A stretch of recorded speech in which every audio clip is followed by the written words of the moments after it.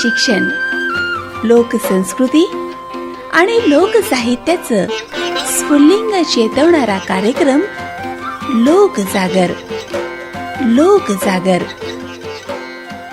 श्रोत्यांनो, लोकजागर या कार्यक्रमात गझलरत्न डॉक्टर राजेश उमाळे यांची चित्रपट, गझल आणि विशेष योगदान या विषयावर स्नेहल ठाकरे यांनी घेतलेली मुलाखत आता ऐकूयात. भाग दुसरा. या कार्यक्रमाचे सादरकर्ते आहेत आशिष गावंडे. नमस्कार श्रोते हो, लोकजागर या कार्यक्रमात आपल्या सर्व रसिक श्रोत्यांचं मी मनापासून स्वागत करते. श्रोते हो, आज आपण प्रसिद्ध गझलरत्न डॉक्टर राजेश उमाळे सरांशी बातचीत करूयात. संगीतामध्ये त्यांनी MA केलेलं असून प्रारंभिक शिक्षण हे पंडित मनोहर कविश्वर यांच्याकडे केलं आहे. डॉक्टर भोजराज चौधरी यांच्या मार्गदर्शनाखाली मराठी गझल गायकांमध्ये PhD केली आहे. तसं बघतो म्हटलं तर अनेक त्यांची कार्य आपल्याला दिसून येतील. मुंबईमधील बांधन प्रतिष्ठानतर्फे नुकताच युवा गझल गायक पुरस्कार सुशीलकुमार शिंदे यांच्या हस्ते त्यांना प्राप्त झाला आहे. औरंगाबादमध्ये जनगण मन 1,00,000 विद्यार्थ्यांना प्रशिक्षण देत असताना शंकर महादेवन, रूपकुमार राठोड, स्वप्नील बांदोडकर, वैशाली सामंत यांच्या सोबत त्यांनी या प्रशिक्षणादरम्यान काम केलं आहे. चला तर आपण त्यांच्याशी आजच्या चित्रपट, गझल आणि विशेष योगदान या विषयावरती बातचीत करूयात. डॉक्टर राजेश सर, आपलं आजच्या लोकजागर या कार्यक्रमात मी मनापासून स्वागत करते. नमस्कार. नमस्कार मॅडम. सर, आपण मराठी चित्रपटांसाठी देखील संगीत दिग्दर्शनाचं काम केलेलं आहे. तर चित्रपटासाठी संगीत तयार करत असताना कोणत्या गोष्टी महत्वाच्या असतात असं आपल्याला वाटतं? चित्रपटासाठी संगीत देताना 4 गोष्टी महत्वाच्या आहेत. त्या म्हणजे की चित्रपटामध्ये काव्य कुठलं आहे, वेळ किती आहे. कारण आपण स्वतंत्र मैफिली जेव्हा करतो तिथे वेळेचं बंधन नसतं, पण एखाद्या चित्रपटासाठी गाणं जेव्हा बनवतो आपण तर या सगळ्या गोष्टी महत्वाच्या आहे. चित्रपट विषय कुठला आहे त्याचा, त्याच्यानंतर त्याची कथा कुठली आहे, कुठल्या प्रदेशामध्ये आहे, कुठली भाषा आहे. समजा आता कोकणात चित्रपट आहे तर तिथली भाषा त्याच्यामध्ये येईल. बरोबर. त्याप्रमाणे तिथलं संगीत काय आहे तेही जाणून घेणं महत्वाचं असतं. या सगळ्या गोष्टींचा अभ्यास संगीत करावा लागतो चित्रपट गीतांसाठी, गीत संगीतबद्ध करताना. सर, आपण ज्या चित्रपटांसाठी संगीत दिलं आहे त्या अनुभवाविषयी थोडंसं सविस्तर आपण काय सांगाल? गणू चित्रपट, ज्याचा चेतन नागटे प्रोड्युसर होते मुंबईचे. अच्छा.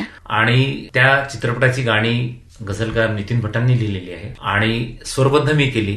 उत्कृष्ट संगीतकार म्हणून माझं नामांकन झालं आणि नितीनजींना उत्कृष्ट गीतकाराचा अवॉर्ड सुद्धा मिळाला. पण एक खूप चॅलेंजिंग काम होतं ते गणू चित्रपट, कारण त्याच्यामध्ये मी म्हटल्याप्रमाणे विविधता होती. त्याच्यामध्ये ऋषिकेश रानडे, राहुल सक्सेना, आदर्श शिंदे, वैशाली सामंत या सगळ्या गायकांनी, त्याच्यामध्ये ही प्रार्थना सुद्धा आलेली आहे, सदाचार संकल्प संकल्पना दे. तर या सगळ्या गायकांनी गाणी गायली आहे. पण त्या चित्रपटाची जर तुम्ही गाणी ऐकली तर त्याच्यामध्ये प्रत्येक गाण्यामध्ये विविधता आहे. अच्छा. एक वेगळं वैशिष्ट्य आहे, एक वेगळा विषय आहे. हे सगळं त्या गीतामध्ये असणं गरजेचं आहे. आणि चित्रपटासाठी संगीतबद्ध करताना ह्या सगळ्या गोष्टी महत्वाच्या आहेत, ज्या मी तुम्हाला आता सांगितलेल्या आहेत. नक्कीच. सर, आताच तुम्ही सांगितलं की गणू चित्रपटांसाठी तुम्ही संगीत दिग्दर्शन केलं, तर आता या कार्यक्रमाच्या सुरुवातीला आपण गणू चित्रपटातलं एखादं गाणं आपल्या या सर्व श्रोत्यांसाठी नक्कीच सादर आपण करावं. नक्की नक्की. ऋषिकेश रानडे, राहुल सक्सेना, आदर्श शिंदे आणि त्या चित्रपटासाठी गाणी लिहिली माझे मित्र नितीन भट यांनी. अच्छा. तर त्यामधलंच गाणं ऋषिकेश रानडे यांनी गायलेलं की श्वास हा रेशमी आहे नवा नवा.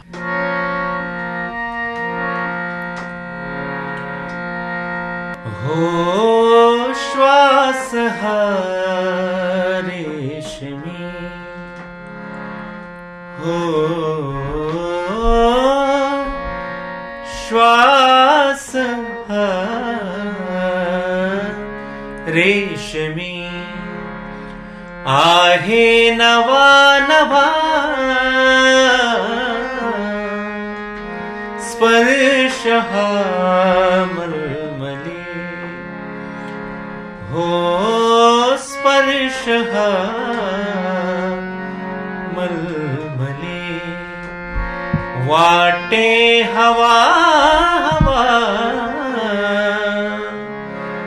गारवा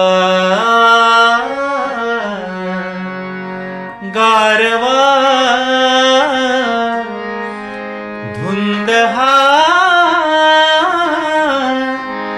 गारवा गारवा गारवा वा, खूप सुरेख सर. हा गारवा आपल्या मनात कुठेतरी थंडावा देऊन जातो आणि मनाला कुठेतरी प्रफुल्लित करून जातो. सर, कुठल्याही एखाद्या चित्रपटातील गाणं तयार करत असताना दिग्दर्शक असो, गीतकार असो किंवा गायक असो यांच्यासोबत काम करण्याचा अनुभव कसा असतो, याविषयी काय सांगाल? तो एक वेगळा अनुभव असतो. कारण एखाद्या अल्बमसाठी गाणं बनवणं, एखाद्या चित्रपटासाठी गाणं बनवणं अतिशय वेगळं आहे. अच्छा. ते वेगळं का आहे? कारण चित्रपटामध्ये सगळी बंधनं येतात. कारण आपण मैफिलीमध्ये जेव्हा गातो तर मुक्तपणे गातो. ते 3 मिनिटाची गझल 5 मिनिट झाली तरी काही प्रॉब्लेम नाही आहे. पण चित्रपटामध्ये तसं नाही आहे. चित्रपटामध्ये तुम्हाला वेळ ठरवून दिलेली आहे, म्हणजे 3 अंतरे किंवा 2 अंतरे. त्याच्यानंतर गाणं आपण जेव्हा बनवतो त्याच्यामध्ये मैफिलीसारख्या आलापताना नको. अच्छा. ह्या सगळ्या मर्यादा चित्रपटामध्ये येतात. अजून महत्वाची गोष्ट अशी आहे की चित्रपटामध्ये विविधता, गाण्यांमध्ये, काव्यांमध्ये विविध शैलीची गाणी, हे सुद्धा महत्वाचं आहे. कारण एखादी लावणी असेल, एखादा गोंधळ असेल, एखादं शृंगारिक असेल, एखादं करुण रसातलं असेल, सगळे प्रकार त्याच्यामध्ये असणं गरजेचं आहे. स्वरबद्ध करणं गरजेचं आहे. त्याही पुढे जाऊन चित्रपटाचे जे दिग्दर्शक आणि निर्माते असतात त्यांची सुद्धा डिमांड असते. किंवा एखाद्या चित्रपटामध्ये एखादं गाणं हिट झालं तर त्यासारखं आपल्याला गाणं हवं. म्हणजे तुमच्या संकल्पना किंवा एक आवड आहे त्याला कुठेतरी मर्यादा येते. कारण एखादं गाणं किंवा एखादी चाल मला जरी आवडली पण ती निर्मात्याला आवडेल किंवा दिग्दर्शकाला आवडेल असं नाहीये. त्यांना काय आवडते त्यांच्या मर्जीप्रमाणे त्या चाली कंपोज करून चित्रपटासाठी त्या बनवल्या जातात. म्हणजे दिग्दर्शक आहेत किंवा गीतकार जे आहेत त्यांच्या काय कल्पना आहेत, त्यांच्या काय भावना आहेत त्या आपल्याला संगीतबद्ध करणं तेव्हा गरजेचं असतं. तिथे आपल्या भावनांशी कुठे संगीतिक नसते. सर, चित्रपट संगीत आणि मैफिलीतील सादरीकरण यामध्ये मूलभूत फरक काय असतो असं आपल्याला वाटतं? मूलभूत फरक यामधला असा आहे की चित्रपटासाठीचं जे संगीत आहे ते संगीत आणि मैफिल, तर मी आताच सांगितल्याप्रमाणे मैफिलीमध्ये कुठल्याही प्रकारचं वेळेचं किंवा गझलेचं, गाण्याचं असं काही बंधन नसते. त्याच्यामध्ये मुक्तपणे आपण मैफिलीमध्ये ते सादर करू शकतो, मुक्तपणे शेर घेऊ शकतो, मुक्तपणे आलापी करू शकतो. तिथे कुठली बंधनं नाही. पण चित्रपट संगीतामध्ये ही सगळी बंधनं तिथे येतात. सर, आपल्या कारकिर्दीत अनेक गझला रसिकांनी खूप पसंत केल्या आहेत. त्या गझलांची निवड करताना आपण कोणत्या गोष्टी लक्षात ठेवता? त्या गझलांची निवड करताना विशेष करून गोष्ट लक्षात ही ठेवायची असते की काही विषय वेगळे असावे. म्हणजे सगळ्याच विषयावर आता अत्यंत नामवंत गझलकारांनी गझला लिहिलेल्या आहे. सगळे विषय आले, कोरोनाचा विषय सुद्धा आलेला आहे गझलेमध्ये. पण वास्तविकतेचे जे विषय आहे त्यातल्या त्यात म्हणजे आपण सादर करताना रसिकांसमोर मांडले तर ते रसिकांना वाटते की हा आपलाच विषय आहे. म्हणजे उदाहरण सांगतो मी. आमचे मित्र नितीन देशमुख यांची हा शेर आहे की केले हजार वादे अन पक्षपात केला. आणि मी युट्यूबवर ती गझल जेव्हा टाकली तर असंख्य गझल रसिकांनी त्याला प्रतिसाद दिला. मैफिलीमध्ये सुद्धा त्या गझलेला अत्यंत प्रतिसाद मिळतो. हा जो शेर आहे मी ऐकवतो.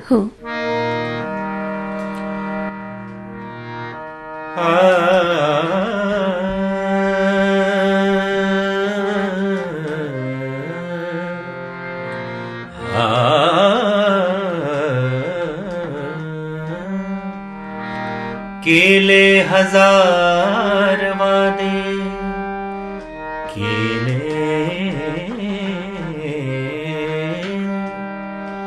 केले हजार वादे, केले हजार वादे अन पक्षपात केला.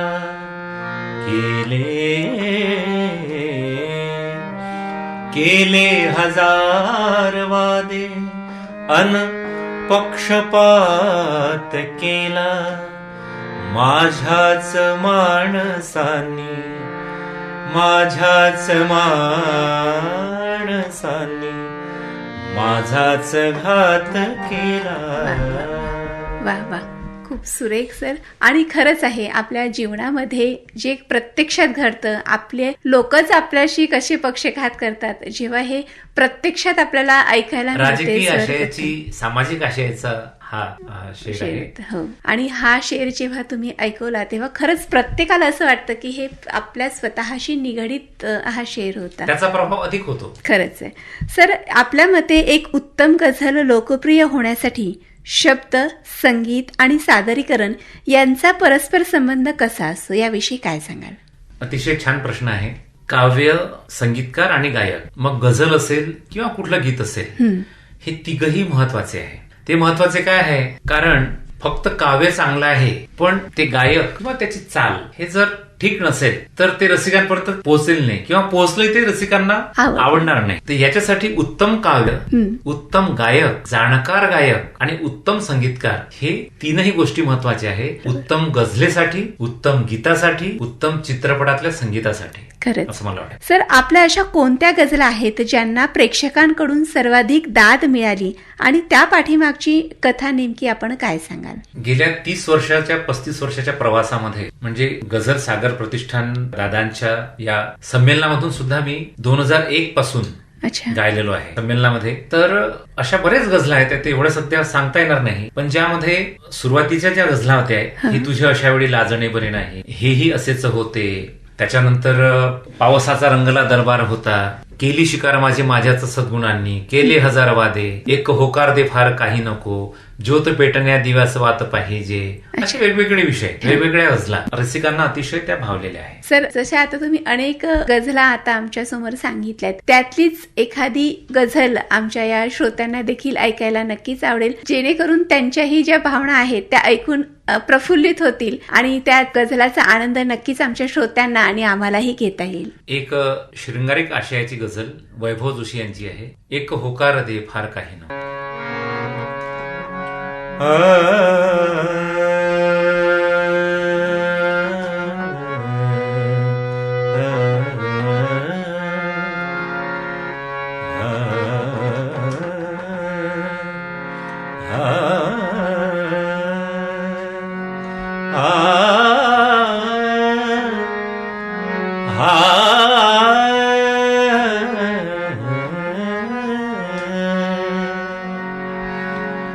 एक होकार, बा एक होकार, एक होकार, एक होकार दे फार काही नको, एक होकार दे फार काही नको, फार काही नको, फार काही नको, फार काही नको, फक्त नाही नको, एक होकार दे फार काही नको, एक होकार दे फार काही नको. एकदा दोनदा ठीक आहे सखे, एकदा दोनदा, एकदा दोनदा, एकदा दोनदा ठीक आहे सखे, एकदा दोनदा ठीक आहे सखे, ठीक आहे सखे. पण तुझे लाजणे, पण तुझे लाजणे, पण तुझे लाजणे, पण तुझे लाजणे, पण तुझे लाजणे बारमाही नको, एक होकार दे फार काही नको, एक होकार दे फार काही नको. सुरेख सर गझल आपण धन्यवाद. दाखवली, एक होकार दे फार काही नको. तिथले तिथे शब्द आहे ते खरंच आहे. गझलकारांनी जे मांडले आहे. सर, आपण गझल मैफिलीत जेव्हा रसिकांशी होणारा आपला जो संवाद असतो तो कलाकारांसाठी किती महत्वाचा असतो याविषयी काय सांगाल? तो अतिशय महत्वाचा संवाद असायला पाहिजे जर मैफिल ही उत्तम व्हायची असेल तर. बरोबर.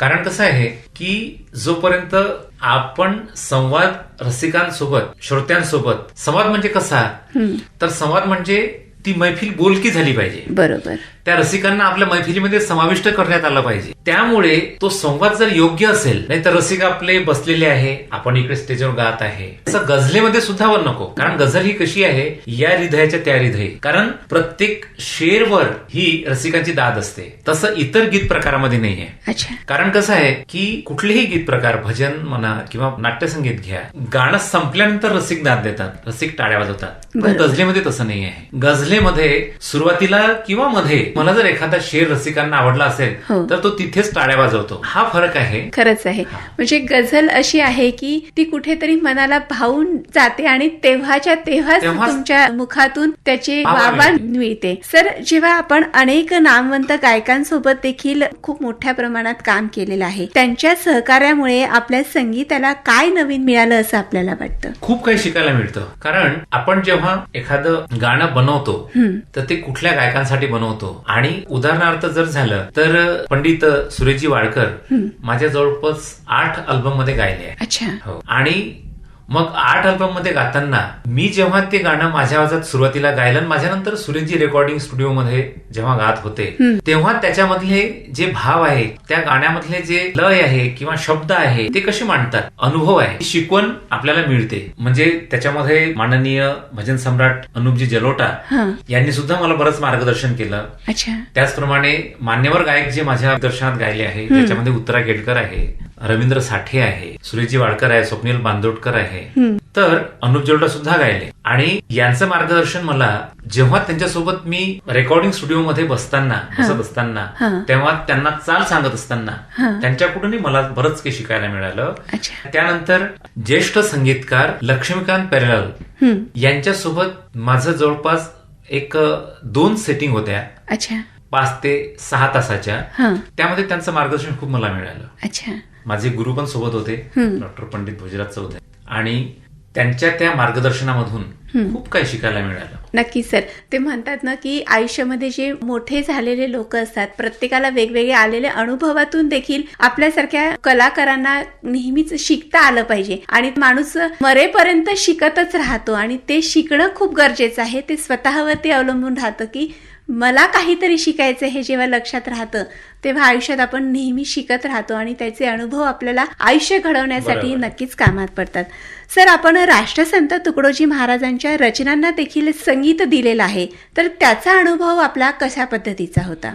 त्याचा मला एक मोठा अनुभव आहे. अनुभव असा आहे की 1999 मध्ये हा माझा पहिला अल्बम आहे, हम भारत की शान है, ज्याच्यामध्ये 8ही रचना वंदनीय राष्ट्रसंत तुकडोजी महाराजांची आहे. आणि माझा पहिला अनुभव, पहिला अल्बम आणि तो पहिलाच अनुभव, आणि माझ्यावर एवढी मोठी जबाबदारी दिली. तेव्हा ते सीडी आणि कॅसेट होते. तर या अल्बमचे निर्माते होते आमचे मित्र रूपराव वाघ नागपूरचे. त्यांनी तो अल्बम बनवला. उद्देश हा होता की राष्ट्रसंतांच्या देशभक्तीपर ज्या रचना आहे त्या अधिकाधिक श्रोत्यांपर्यंत, अधिकाधिक लोकांपर्यंत त्या पोहोचाव्या मान्यवर गायकांच्या गायनामधून, त्यामागचा उद्देश होता. आणि खरोखर अतिशय छान टी सिरीजचा तो अल्बम टी सिरीजने रिलीज केला, ज्याच्यामध्ये सुरेश वाडकर आणि साधना सरगम गायलेले आहे. आणि एका ठिकाणी सुरेशजी गात असताना काव्यामध्ये राष्ट्रसंतांचं ये हिंद सदा केली आझाद रहेगा जुग जुग जिएगा, याच्यामध्ये काव्यात्मक बदल सुद्धा, म्हणजे एक तिथे त्यांचे मित्र बसलेले होते, तर त्यांनी असं वाटलं की काव्यामध्ये थोडा बदल इथे केलेला पाहिजे, पण सुरेशजींनी तो करू दिला नाही. राष्ट्रसंतांचं जे काव्य आहे ते तसंच असलं पाहिजे, त्याच्यामध्ये कुठलाही बदल नाही. आणि अत्यंत तो अल्बम अतिशय रसिकांना भावलेला आहे तो. नक्की सर. कारण राष्ट्रसंतांनी जे लिहून ठेवलं आहे ते देशासाठी आणि सगळ्या समाज बांधवांसाठी ते प्रेरक असं आहे. तर सर, आमच्या या श्रोत्यांना देखील ते जे तुम्ही पहिल्यांदा हम भारत की शान हे ज्या अल्बमची तुम्ही सुरुवातीला रेकॉर्डिंग केली होती, तर त्यातील एखादं छानसं गीत आमच्या श्रोत्यांना आणि आम्हाला आपण ऐकवावं अशी आमची इच्छा आहे. मलाही आपल्याला ऐकवायला आवडेल. हिंद सदा के लिए आजाद रहेगा, जुग जुग जिएगा, जुग जुग जिएगा. ये हिंद सदा के लिए आजाद रहेगा, जुग जुग जिएगा, जुग जुग जिएगा. उसके लिए कई खून की नदियों को बहेगा, बलिदान सहेगा, बलिदान सहेगा। ये हिंद सदा के लिए आजाद रहेगा। आता यामध्ये काय झालं, वीर रसातलं हे देशभक्तीपर गाणं आहे. बरोबर. ये हिंद सदा के लिए आजाद रहेगा, जुग जुग जिएगा, जुग जुग जिएगा, खरंच. हा मेसेज आहे. काव्यामध्ये वीररस आहे, चालीमध्ये सुद्धा वीररस यायला पाहिजे. म्हणजे मगाशी तुम्ही जे सांगितलं की हा. भक्तिगीत असो, अभंग असो किंवा मग गझल असो, याच्यामध्ये काय फरक आहे, हे विविधता काय असते, हे नक्कीच संगीताच्या माध्यमातून आपल्याला अनुभवता येऊ त्या शकते. काव्याच्या भावार्थाप्रमाणे, त्या रसाप्रमाणे तुम्हाला तशी चाल बनवावी लागेल, तुम्हाला तसं गावं लागेल, तसं गाऊन घ्यावं लागेल, खरंच आहे. तरच ते गाणं उत्तम होईल. सर, संगीताच्या माध्यमातून समाज प्रबोधन किंवा सामाजिक कार्य करण्याची संकल्पना आपल्याला कशी सुचली, याविषयी काय सांगाल? त्यामागचं कारण असं आहे की अनेक ठिकाणी मैफिली केल्या, पण आपण मैफिली करताना किंवा एकसूर एकताल हा योग बिरादरीचा जो कार्यक्रम आहे, अनेक नामवंत संस्थांमधून तो कार्यक्रम झालेला आहे, केलेला आहे मी. तर मला असं वाटलं की आपण या मुलांसाठी तर जेव्हा गाणं शिकवतो किंवा गाणं या मुलांना आपण ऐकवतो, या मुलांना तर कधी उपलब्ध होऊ शकेल, बरोबर. पण ज्या मुलांना मार्गदर्शन मिळत नाही गाण्याचं, त्यासाठी आपण काहीतरी केलं पाहिजे. म्हणून मग मी ती प्रेरणा मला मिळाली आणि आदिवासी आश्रमशाळेतील अनेक विद्यार्थ्यांसाठी अच्छा. गायनाच्या कार्यशाळा मी घेतल्या. अरे वा. त्याच्यामध्ये नुसतं आदिवासी शाळाच नाही, तर ज्येष्ठांचा वृद्धाश्रम आहे, जेलमधले कैदी आहे, या सगळ्यांसाठी अनेक कार्यक्रम. आणि त्याचप्रमाणे नवोदित जे गझल गाण्यासाठी इच्छुक आहे त्यांच्यासाठी कार्यशाळा असाव्या. अच्छा. हे म्हणजे महत्त्वाचे आहे. तळागाळातील सर्व लोकांसाठी गझल कशी खुली करून देता हा. येईल, त्यांना कसं गझलेचं महत्व पटवून देता येईल, या संदर्भात वारंवार मार्गदर्शन आपलं कायम असतं. सर, आज डिजिटल माध्यमांमुळे संगीत ऐकण्याची पद्धत बदलली आहे, तर या बदलांकडे आपण कशा पद्धतीने पाहता? या बदलांकडे सध्याची परिस्थिती अशी आहे, म्हणजे मी जेव्हा गझल मैफिल करतो तर मला असं वाटतं की एकाच गझलचे 4 शेर न ऐकवता 2-2 शेर ऐकून 2 गझला ऐकायच्या. अच्छा. कारण रसिकांची जी ऐकण्याची क्षमता आहे, मैफिलीत बसण्याची क्षमता आहे, ती कमी झालेली आहे. 4 तासाच्या पूर्वी मैफिली होत होत्या, आता 1 तासावर आलेल्या आहे. तर हे कशामुळे, तर आज जे डिजिटल माध्यम मीडिया जो आपल्याला उपलब्ध आहे, की कुठलीही गझल, कुठलंही गाणं तुम्हाला एका सेकंदामध्ये उपलब्ध होतं. बरोबर. त्याच्यामुळे ते ऐकण्याची क्षमता म्हणा आजच्या या रसिकांमध्ये किंवा पिढींमध्ये या कारणाने दिसून येत नाही. नक्कीच. सर, ते मला सुरेश भटांच्या 2 ओळी आठवतात. सूर मागू तुला मी कसा, सूर मागू मी तुला कसा, जीवना तू तसा मी असा, जीवना तू तसा आणि मी असा, तू मला मी तुला पाहिले, तू मला मी तुला पाहिले, एकमेकाच न्याहाळीले, दुःख माझा तुझा आरसा, दुःख माझा आणि तुझा आरसा.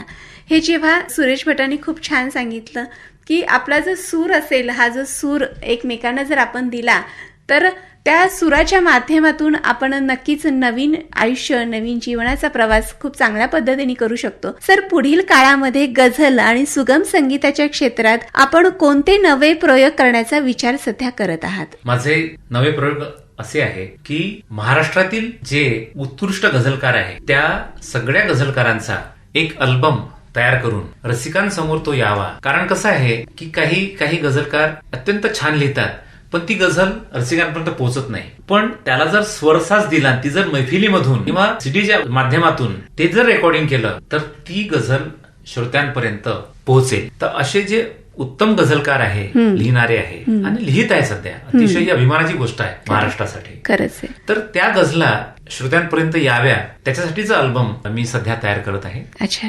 सर, आपल्या या कार्यक्रमाची वेळ होते आहे आणि हा जो प्रवास आहे आपला, हा खूप मोठा आणि निरंतर असा चालणार आहे. पण वेळेचा अभाव पाहता मला आपल्याला हे विचारायचं वाटेल की आपल्या आयुष्याच्या या प्रवासाकडे मागे वळून पाहताना कलाकार म्हणून आपण स्वतःला कसे पाहता? कलाकार म्हणून हा कधी समाधानी नसतो, कारण त्याला असं वाटते की अधिक चांगली मैफिल ह्यापेक्षा झाली पाहिजे, अधिक मोठमोठे कार्यक्रम आपल्या मैफिलीचे झाले पाहिजे आणि राहूही नाही. माझं असं मत आहे. पण मागील केलेलं आपल्या ज्या मैफिली आहे, आपल्या ज्या कार्यशाळा आहे, आपले जे अल्बम आहे, त्याच्यामध्ये ज्या काही चुका झाल्या असेल त्या अनुभव घेऊन पुढच्या चांगल्यात चांगले गझला श्रोत्यांपर्यंत पोहोचाव्या. त्याच्यामुळे हा अनुभव मैफिलीचा असेल, रेकॉर्डिंगचा असेल, त्याचप्रमाणे अल्बमचा असेल, अनुभव हा पाठीशी असतो. ते अधिकाधिक चांगलं कसं करता येईल हा अनुभव पाठीशी घेऊन पुढील प्रवास हा अतिशय सुखकर होईल, मला असं वाटते. नक्की सर, 2 ओळी मला आठवतात आहे. जुन्या स्वप्नांना नव्याने बघावे, जुन्या स्वप्नांना नव्याने बघावे, विसरून टाकावे सारे व्यापे. कशाला हवा जगाचा ताप, कशाला हवा जगाचा ताप, नव्या नजरेने पहावे सारे. उंच उडूनी तोडावे तारे, झुलावे स्वच्छंदी पाखर असावे. बागडावे फुलावर जेव्हा हवे, मोठ्याने गावे गाणे कधी. झिंगुनी जावे स्वप्नामधी, वाटे तले करावेत अडसरी दुरी. सापडेल जीवनाचा नवा सूरही, सापडेल जीवनाचा नवा सूरही. आणि हाच जीवनाचा नवा सूर सर आपल्यालाही पुढे भविष्यात अजून नव्याने सापडावा, यासाठी अमरावती आकाशवाणी परिवारातर्फे मी तुम्हाला शुभेच्छा देते.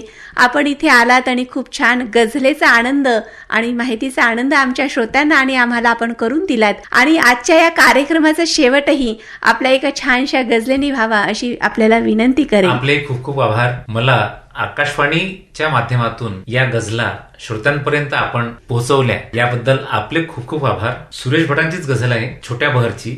दगाही फार झाला, जीवाच्या पार झाला. दगाही फार झाला, जीवाच्या पार झाला.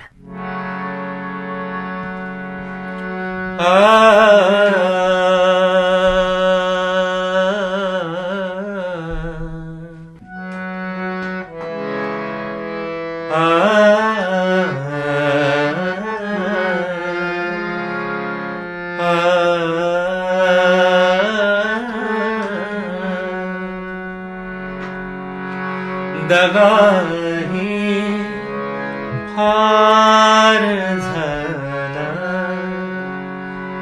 दगाही फार झाला, जीवाच्या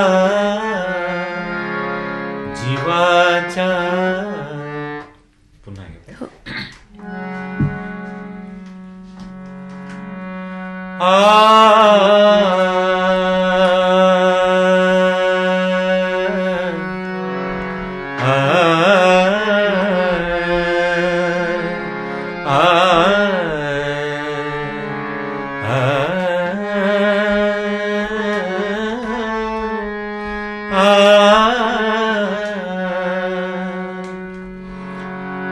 दगाही फार झाला,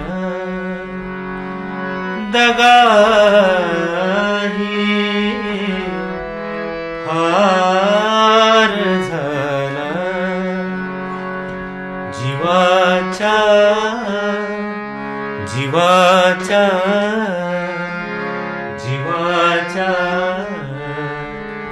जीवाच्या पार झाला, दगाही फार झाला.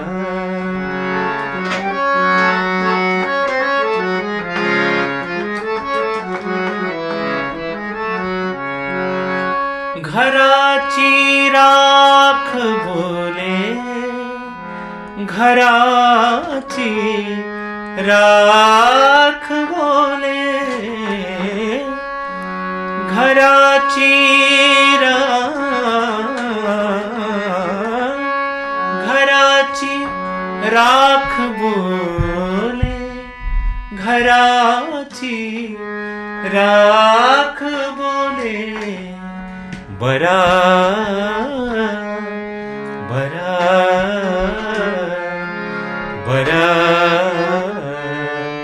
बरा सत्कार झाला, दगाही फार झाला, दगाही फार झाला.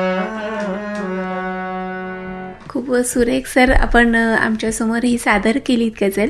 श्रोते हो, आपण लोकजागर या कार्यक्रमात बातचीत करीत होतो गझल रत्न डॉक्टर राजेश उमाळे सरांशी. आता आपल्या रेडिओ मैत्रीला द्या रजा. नमस्कार. श्रोत्यांनो, लोकजागर या कार्यक्रमात आत्ताच आपण चित्रपट, गझल आणि विशेष योगदान या विषयावर गझल रत्न डॉक्टर राजेश उमाळे यांची स्नेहल ठाकरे यांनी घेतलेली मुलाखत आपण ऐकलीत. भाग दुसरा. या कार्यक्रमाला निर्मिती सहाय्य दिलं होतं स्नेहल ठाकरे यांनी. तांत्रिक सहाय्य गणेश देशमुख यांचं होतं. तर या कार्यक्रमाचे सादरकर्ते होते आशिष गावंडे.